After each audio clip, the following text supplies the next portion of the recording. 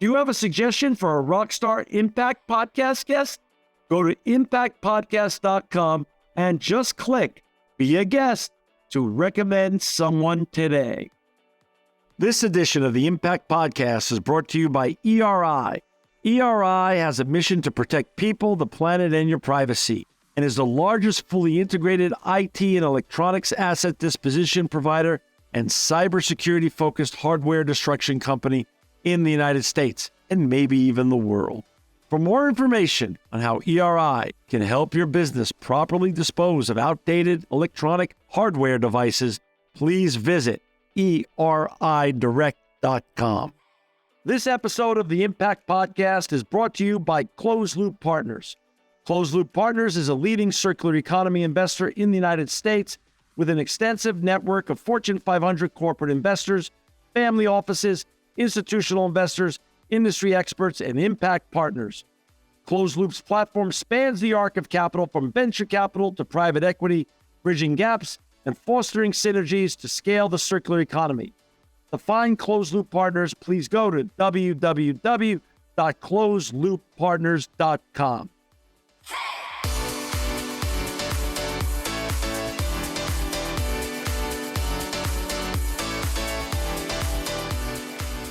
Welcome to another edition of the Impact Podcast. This is a very exciting edition because I've got Pinky Cole-Hayes with us. She's the founder and CEO of the Slutty Vegan. Welcome, Pinky, to the Impact Podcast. Hello, I'm excited to be here in my car, like true entrepreneurs would do. That's it. I love it that you're in your car and you're moving around like every great entrepreneur. And, you know, Pinky, you have an amazing background and you've won so many awards. You've been on Restaurant Hospitality's 2021 Power List, Forbes Next 1000, Entrepreneur Magazine's Top 100 Powerful Woman. You've won so many awards, 2023 Time Next 100 Next List. Pinky, where did this fascinating and wonderful journey start? Where did you grow up and how did you even get on this journey? So I started Slutty Vegan in 2018, and I had no idea that this concept would turn into what people believe is an overnight success because nothing about it was overnight. I had my dream job already. I was working as a television. What was your dream job? I was a television producer for the Maury Show. Whoa, very cool. So you were living in New York or LA at that time? I lived in New York and Connecticut.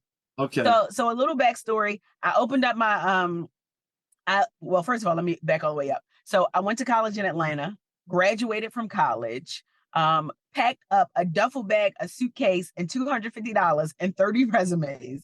And I moved to LA with no plan.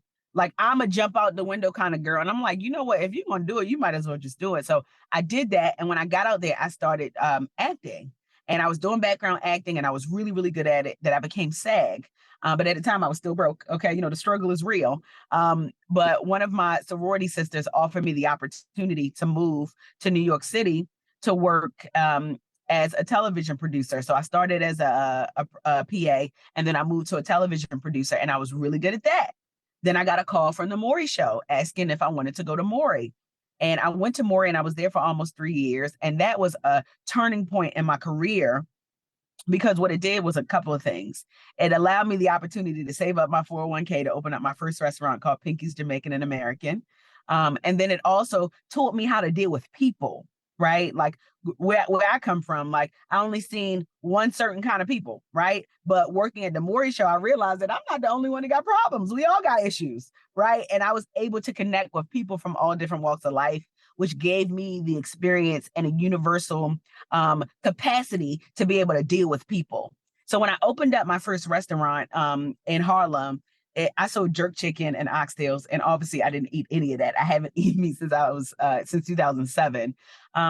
But what I realized is I'm really good at creating experiences. Long story short, that restaurant caught on fire, lost everything.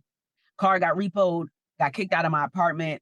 My wages got garnished. Like it probably was the worst experience of my life that turned into the best experience of my life. Because what it did for me is it gave me the opportunity to move to LA to work as a casting director on a TV show for the OWN network. And then while I was at that show, and it's a therapy show, go figure. So while I was stressed, I was able to work on a therapy show and get the healing that I need. So I temporarily moved to Atlanta, and that is when Slutty Vegan was born in my 2-bedroom apartment. Before you moved to Atlanta, go back. I want you to take me back a little bit. When you were a very young little girl, where did you grow up? Where was your formative years? So I grew up in Baltimore City. And if you know anything about my story, both of my parents are Jamaican. So my father came in his early 20s, and my mother came to America when she was 17 on a dance grant. Right. And she ended up not completing the trip because she met my dad. So the day that I was born, my father was being sentenced to 30 years in prison. Wow. Crazy. So I grew up in a single parent household. Even though my father wasn't physically there, he's probably the most brilliant man that I've ever met in my life. He would tell me to read books like Rich Dad, Poor Dad, Think and Grow Rich. Like, he would teach me about stocks. So like, I got an appetite for entrepreneurship early. I'm like, oh, I could do this. So I got the best of both worlds. I saw my mother work multiple jobs and be an entrepreneur at the same time. And then my father was in federal prison. So, you know, he wasn't, he was a businessman. He wasn't the most. He was still a good presence in your life because he was giving you great guidance. He was giving me great guidance, which I feel like gave me the ability to focus on what the goal was. And the goal was to be able to create a path of financial freedom for myself and ultimately for my family. So Baltimore was definitely a unique experience for me. Wow, I love it. Now, so you're now in your apartment. You started the Slutty Vegan. Now, this was 2018, you said? 2018. And let me tell you something. And I don't know how many people are going to watch or listen to this, but I believe that we all have a purpose in life. And I hate to get super spiritual, but I'm going to do it anyway. I believe that we all have a purpose in life, right? And it's just a matter of how you identify how to unlock that purpose. And around the time when I created Slutty Vegan, I started reading 1 book a day. I started working out every day, running 5 miles a day. I'm crazy, I know, wow. Right?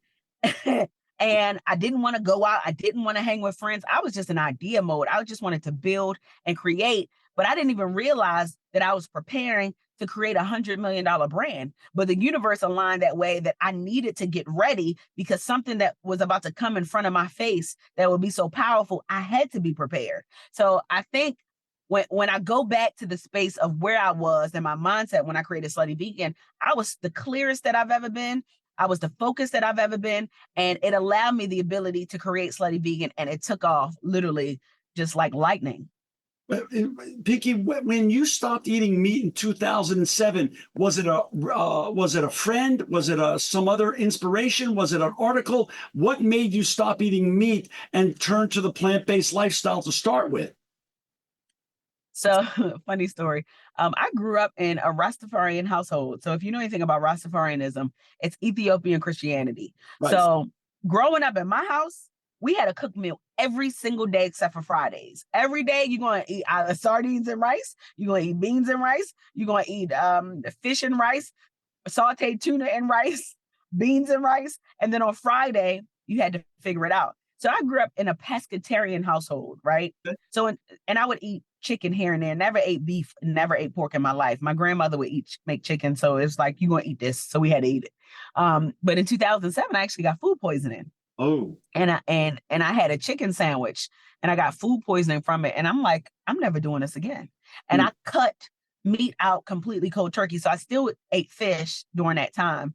And then in 2013, I went completely vegan, like no cheese, no fish, anything. And that was also another cold turkey opportunity for me. And let me tell you what I realized. I've always been like a master faster. I've always been like super conscious on the food that I consume, the things that I listen to. Like I've always just been very clear on that.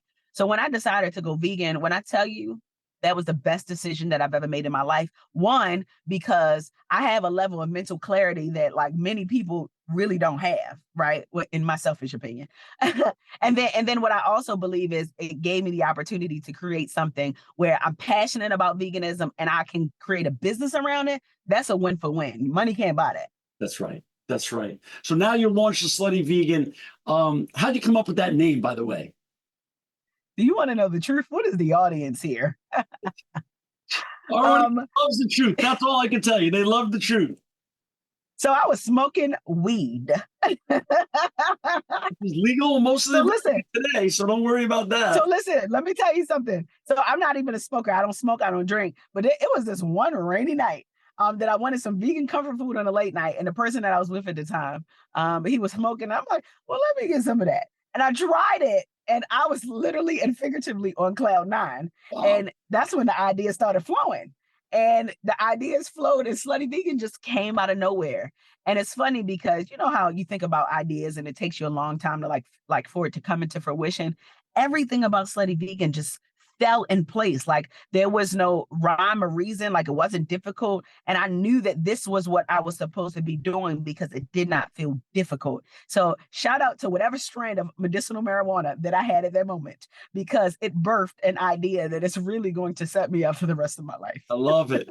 So from the birth of that genesis of that idea that night to the first Slutty Vegan store, how long was that process, and how did you raise the money, and who wrote the business plan with you? Explain how that process worked. But people love to know the story behind the story on the entrepreneurial journey. Business plan? What is that? I did not create a business plan when I started Slutty Vegan. And I can say that now because obviously I have like systems and structure and all the stuff that you need to run a business. But when I started Slutty Vegan, it was just like, all right, I got this good idea. Let me figure it out. I know one thing I'm not going to do is fail. So I'm going to make it make sense by any means necessary. So I came up with the idea in July. I opened up the shared kitchen in August. I got a food truck in September of 2018.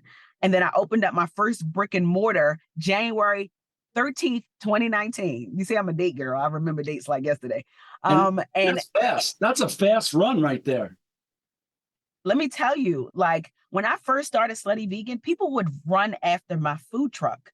I would have 300 to 500 people standing in line every day, and they still do almost 6 years later. You know, in the restaurant business, that is hard. So for me to create a phenomenon where people feel seen, they feel like they can see themselves, they can feel like they can be a part of a movement, like that is something to talk about. So creating that concept and being able to grow these things so fast, I bootstrapped this business. I didn't have any loans when I started Slutty Vegan. I was making $5,000 a week as a casting director. Remember what I told you? I had my dream job, right? So like I could afford to be able to pay the bills and do what it is that I needed to do.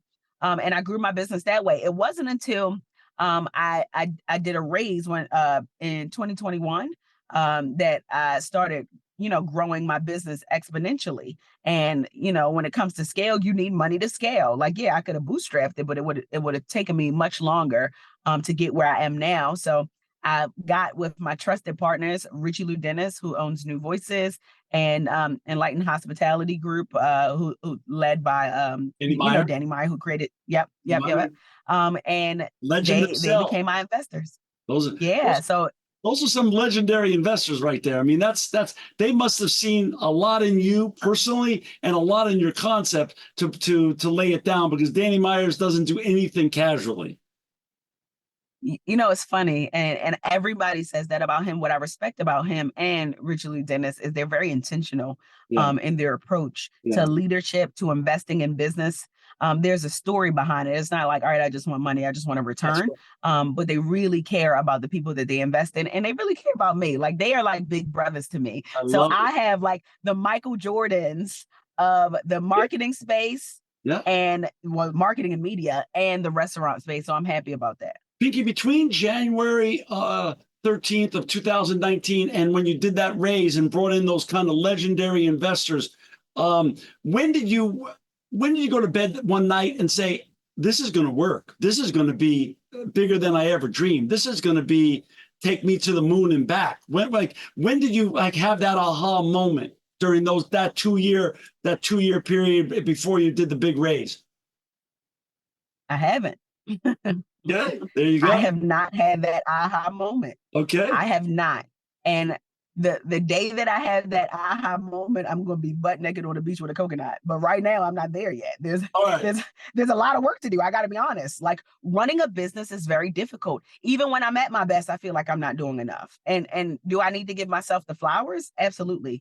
But look at where I am right now. I'm doing an interview with you. I'm in my car. I'm next to my food truck, and just assessing and making sure that everything is good. I'm just wired that way. Like, I Right. love the work it is that I do, but I don't feel like I am where I want to be yet. You And got, as long as I have that mindset, I'm going to continue to be hungry.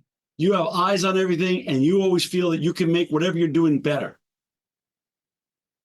Yeah, that too. But I've also learned along the way that I have to entrust people to come in the business that have the level of expertise to do the things that I don't have the time to do. So I just recently revamped my entire company.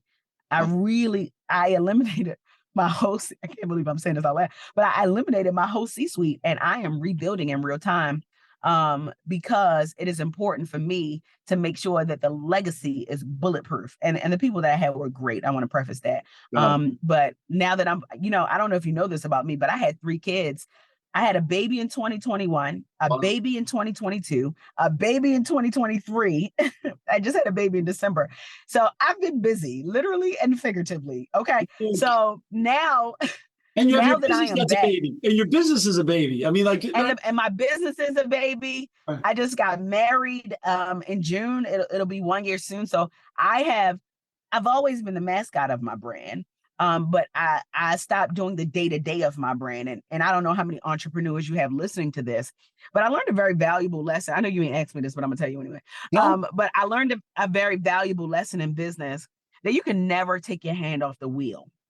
Right. Like, it is very important to make sure that, like, your eyes and ears are always on the ground, especially if it's something that you created and you are counting on to create a generational path for your family. So now, as of January 1, I'm fully back. I'm fully vested in my business. I'm excited. I'm falling in love with my business again. I don't know if you see the passion in my voice, but I'm in a really good space, and I'm happy to be here. And I work really hard to get the business to where it is now, and there's no stopping here. For our listeners and viewers who just joined us, we've got Pinky Cole Hayes with us today. She's the founder and CEO of the Slutty Vegan. To find Pinky, you can go to IamPinkyCole.com. Pinky, tell me about this amazing book you wrote here, Eat Plants, Bitch, 91 Vegan Recipes That Will Blow Your Meat-Loving Mind. When did you decide to write this book, and how was it received when you wrote it? I love this book, by the way. So I was sitting in the house one day, and I'm like, I'm going to write a cookbook, and I'm going to name it Eat Plants, Bitch. And everybody said that I was crazy. And I did that because my marketing is so racy and raunchy. I'm like, if I'm going to do it, I got to go the mile. And basically what that is, it's really a Bible for the meat eater, right? Like, this ain't for the vegan. The vegans already figured it out. The vegans don't want Slutty Vegan. They already ate that a million times over, okay? Like, they got it. But my audience is 70% of my audience are meat eaters, which is unheard of at a vegan restaurant, right? So I need to be able to meet them where they are. Historically, when you think about veganism, vegans always condemn meat eaters because they eat meat and they eat dead animals. That's your problem. What I decide to consume in my body has everything to do with me, and I'm not going to judge you for who you are. However, what I will do is I will give you a toolkit to learn how to make more plant-based meals so that you don't have to eat meat all day, every day. And it went over very well. We've gotten a lot of positive feedback. The book was nominated for a couple of awards, one including the NAACP awards. We've sold tons of books. We've got a lot of positive reviews from the book. And I'm just happy that people get the option to incorporate vegan meals into their lifestyle. Like, people think vegan food is nasty. No, it's not. You just don't know how to cook. That's number one. But like you said, it's not all or nothing, right, Pinky? People can rotate some plant-based food into their life. They don't have to cut out everything they're doing, but they can make themselves feel better by cutting out some of the junk that they're eating and eat more plant-based food. Even if it starts with vegan burgers and fries. That's right. Because it's always a starting point. Like, you can't tell somebody to go cold turkey and just be vegan or eat vegan food. Sometimes you got to give them something that they're familiar with. My food is comfort vegan food. When you go to Slutty Vegan, you are not getting a salad. We don't sell that, right? You are going to get a burger and fry. How many locations do you have now, Pinky? I have 14 locations. In Atlanta, and what other cities? Atlanta, Birmingham, New York, in Dallas, and What's the dream? Baltimore is coming soon. 10 years from now, how many locations are you going to have in America? Are we going to have a Slutty Vegan in every major city in the United States in 10 years? It was funny. I used to think that. Okay. I used to want that. Yeah. But what I realized is that Slutty Vegan is an experiential brand. Yeah. My concept is different from a lot of concepts that I've seen around. And my husband is also in the restaurant space. He owns a franchise of restaurants, so I can speak fluently about this because he sells cheesesteaks and I sell vegan burgers. Wow. That's a combination. So what I've learned is the Slutty Vegan is an experiential brand. Slutty Vegan is not going to be on every corner. That's not the goal. Okay. And I think our goal is to identify new customers versus repeat customers. So, historically, restaurants always focus on the repeat customers. And I'm like, wait a minute. There's a world in which we can focus on the new customer, because if the new customer comes, then that means that people from around the world who are tourists, every time they come to a certain states where tourists frequent, they can come to Slutty Vegan and have an experience of a lifetime and go back to their hometown and tell a friend, and then they'll come back. So we've shifted our emphasis into, instead of being in just every location, like everywhere that there's a spot available to be Slutty Vegan, we are curating spaces like the Vegases of the world, right? The Miami of the world, spaces where really say, you know what, I got to come to Slutty Vegan because I can't get Slutty Vegan everywhere. But when I do go to Slutty Vegan, I know that I'm going to get a good experience. That's wonderful.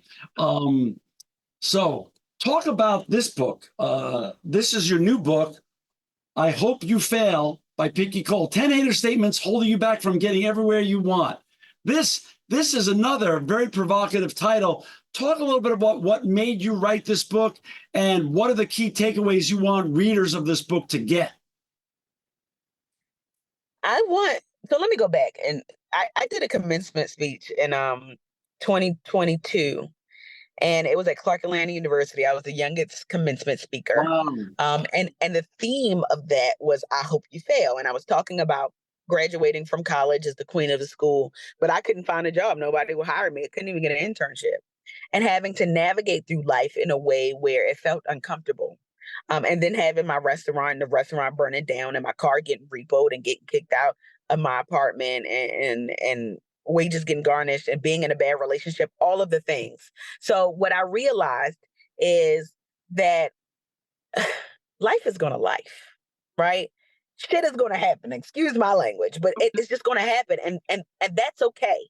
But how do you deal with when life happens? Like, how do you navigate through when the bad things happen to you and you're trying to figure out like how to get to the next step? And that's why I created that book. It really is a fundamental blueprint on how you can re-engineer when bad things happen so you can come out on top. For example, in the book, I talk about, I hope he cheats on you. So obviously I'm not saying like I want you to get cheated on, Right. But what I want you to understand and identify is that whether you are a man or a woman in a relationship, if that relationship is not working out and you're finding consistent problems, maybe that means that it's not supposed to work out. Maybe that's setting you up for what you want in love and what you don't want in love, so that when you get in your new relationship, you say, you know what, been there, done that. I know the signs, I know the flags. Sometimes when we go through experiences, it really is about the lesson in it all. And that is what I've learned over the years. And that's exactly what this book does. Don't pay attention to the haters. Keep your eye on the goal and just keep moving forward. And keep moving forward. And guess what? Sometimes you don't even realize that the haters are really giving you a layup, because in hate, it's really hidden admiration, right? Right. So these are the people that give you the constructive criticism that sometimes you need to be able to get better. Like when people say negative things about the business, because I mean, it's inevitable, people will say things. I use that as constructive criticism. Like, okay, well, what could I have done differently? What can I do to make sure that this never happens again? So it actually helps me. So let's understand how we can take negative things and really make them a positive. And I've been focusing on that exercise. And doesn't that put the proverbial chip on your shoulder, which all the great ones like the Jordans and the Woods and all the greatest performers in the planet have a chip on their shoulder, which gets them out of bed and gets them into their competitive mode anyway? Yeah, absolutely. Listen, I'm a competitor by heart. You asked me and I told you, like, I don't think that I've made it. Right. So the competitor in me continues to wake up every single day. And to be honest, feel like I'm not doing enough, i.e., feeling like what society would call a failure, and really going and like grabbing it by the horns and making sure that I conquer the day every single day. I talk about that in the book. Conquering the day, making sure that you're intentional about your day and being a competitor in the things that you want, not competing with anybody else, but competing with yourself so that you can be the best versions of yourself. Besides Slutty Vegan, what's your other concept? Bar Vegan. What is that? So bar vegan is a bar that's vegan. Okay. And it's like the little sister to Slutty Vegan. And I created it on my couch in my house because I'm like, all right, so I'm not a drinker, but I noticed that when I go to a bar with friends, there's never like vegan food available with the bar experience. And I wanted to create something for people to say, you know what? I can have bar food plus vegan food and have a really vibey moment. And I don't have to feel like I'm in a club. Like, it doesn't feel rowdy. It feels like a smooth experience where like my friends and I can come and hang out. And I created that. And it's funny that that business also ended up becoming a multi-million-dollar company by accident. And Wow. I'm like, oh, well, here we are. So I'm excited about that. I also have something called American Sesh, and it's a collaboration forum with entrepreneurs, celebrities, creative executives. And then I also have the Pinky Co Foundation, where I do a lot of philanthropic work. Where can people where is American Sesh? Where can people watch that? You can't watch it anywhere. Oh, And the marketing is no marketing. It's invite only. So huh? you have to be invited to attend, which is really, really dope. So we put out like a RFP, and then people have to submit themselves. And then we choose them like that. But this creates a space where you really got to be in the room to understand what happens in the room. And it's a very special experience. We play games. We give entrepreneurs the opportunity to get money to support their business, and we give them resources. And listen, the reality of it is for me, burgers and fries are cool. Burgers and fries are good. Slutty Vegan is amazing. But I truly believe that the universe has aligned for me to use Slutty Vegan as the vessel, right? To be able to provide financial literacy, generational wealth, and opportunities and resources for entrepreneurs and creatives. Like, that is the work that like speaks to my spirit. And I feel like the funnel is Slutty Vegan to help people to reimagine food. How often do you do the American sessions? So we do twice a month. Wow. And we do them on Sundays, and they're you got to come. They're magnificent. Magnificent. I would love that. If you invite me, I'm going to be there. You know, you just mentioned that Slutty Vegan's the vessel for the greater work and the impact that you're making. When you lay down at night, when you think about everything you're doing, and you're doing a lot besides author and activist, show creator, restaurateur, entrepreneur, mom, wife, what is your most greatest impact? Like, what gets you going the most out of all those amazing hats that you wear? What gets me going the most is when people are proud of the work that it is that I do. So you know how people say, I don't care what people say about me. Well, I do, Right. because I'm in a service-based business. And the business that I am in, I care about how people feel about my brands and my business. How does it move them? How does it make them feel? Does it make them feel like they can run into a brick wall and conquer the world? Does my energy make you feel proud to know that you patronized a woman-owned, Black-owned business? Right? A business that started as a mom and pop and now going into the largest airport in the world. Does my concept make you feel proud to be an entrepreneur? Like, what makes me proud is people who I've never met in my life come up to me and tell me that my concept has changed their life. That makes me work harder. It makes me be more intentional about the business and the brand, because I understand that it's not just kids that are watching me. There are people in their 30s. I got people in their 60s that are watching me and following my blueprint, which half of the time I don't know what I'm doing. But they're following my blueprint because they see me do it, and they see me do it transparently and also do it with a smile. So that's what makes me proud. I love it, Pinky. And you know what the truth is? Most people don't know what they're doing half the time. It's just some people are just take it better than others. Yes. You have three little babies now. They're going to grow up. My kids are above my shoulder here. They're now adults at 37 and 31. But they're going to say something one day. They're going to be 14 or 15 or 18 or 20 or 22. And how are they going to finish that sentence? Hey, my mom is Crazy. Nah, really? But I'm going to tell you why crazy. Tell me. Because I have a level of unwavering faith. Like when I tell you that I will jump off a ledge, Yeah. my father always told me success is like mud. You got to throw something on the wall and something is going to stick. So when they say mom is crazy, mom is going to come up with crazy ideas and she's going to execute them. Mom is going to have the crazy belief that she can do anything that it is that she wants to do, even when people tell her no. Mom is crazy enough to walk in a room full of strangers, full of billionaires, full of multimillionaires, and still be herself because that is who she authentically is. My mama is crazy, but crazy means good. Crazy doesn't always mean bad. That is what my kids will say. Well, that's beautiful because you know why, Pinky? All the people that were called crazy first that changed this world turned out to be really geniuses. So crazy and genius go together, honestly. It goes together. Those Absolutely. are the change makers. You know, you're amazing. I'm coming to Atlanta in June. I'm going to look you up. I'm going to contact you and we're going to get together. I want to give you a hug. I want to take a picture with you in person. I'm going to eat the great food at the Slutty Vegan. For our listeners and viewers out there, these books are available all across America in great bookstores and on Amazon.com, BarnesandNoble.com. I Hope You Fail by Pinky Cole or Eat Plants Bitch. 91 Vegan Recipes by Pinky Cole. She's Pinky Cole Hayes. You can find her at IamPinkyCole.com. Pinky, thank you for all that you do. Thank you for making the world a better place. Thank you for joining us on the Impact Podcast today. Thank you. Talk soon.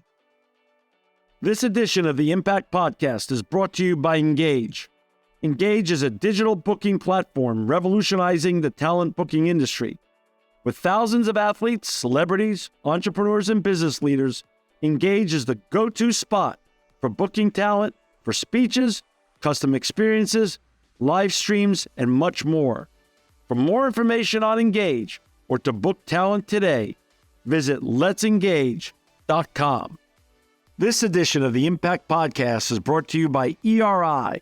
ERI has a mission to protect people, the planet, and your privacy, and is the largest fully integrated IT and electronics asset disposition provider and cybersecurity-focused hardware destruction company in the United States and maybe even the world. For more information on how ERI can help your business properly dispose of outdated electronic hardware devices, please visit eridirect.com.